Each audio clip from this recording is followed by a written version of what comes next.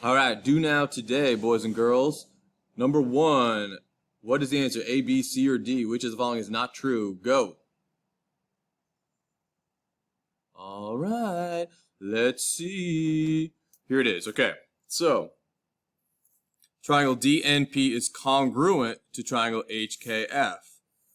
So you can go off of just the congruent statement, but you can also draw a picture if you'd like.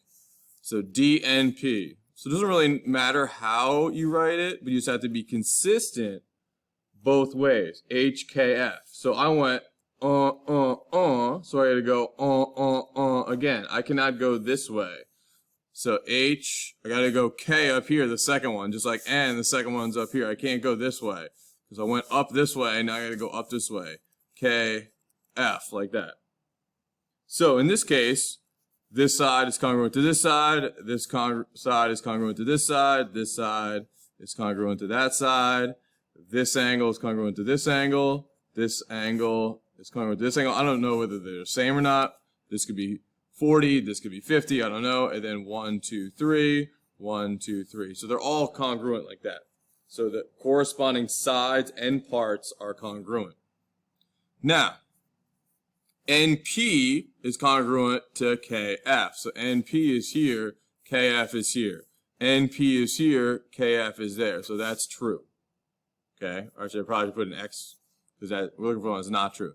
DP, so D to P is this, or it's first and last. It's congruent to H to F, which is also first to last.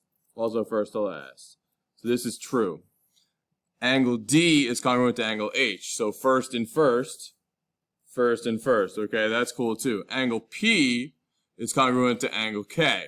So angle P is down here, angle K is up here, P is last, K is second. Yeah, that doesn't work. So D is the one that's not true. There we go. Cool. All right, next one. Answer is D to this. Looks like this. Which one angles are parallel to angle 4? Go.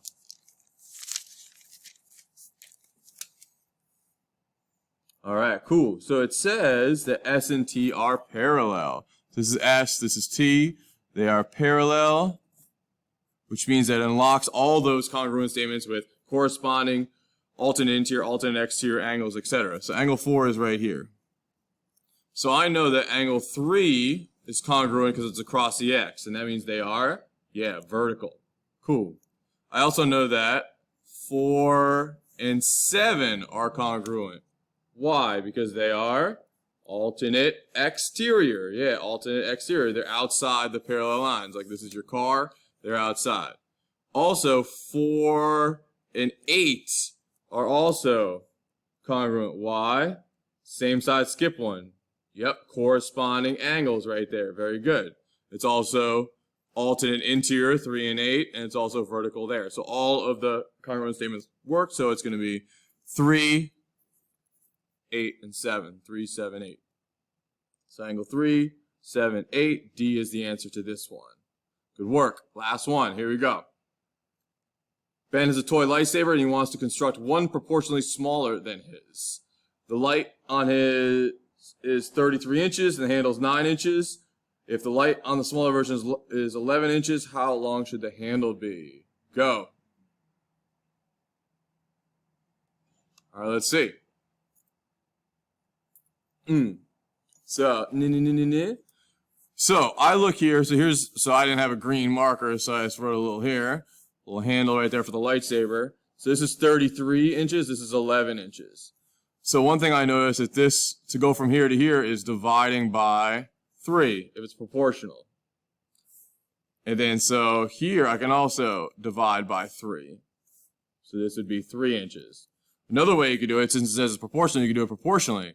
So 33 over 11, this is the lightsaber part, equals 9 over x. So 33 and 9, that's one lightsaber on the numerator, and then 11 and x, that's the other lightsaber on the denominator. Then you cross multiply. 33 times x, 33. X, 9 times 11 is 99. 33 times what is 99? That would be, 3. So both ways. You can do it using a proportion, or you can just see that you're dividing by 3 to get the smaller lightsaber, so you're dividing the handle by 3. There we go. So the answer is A. Great job, everybody.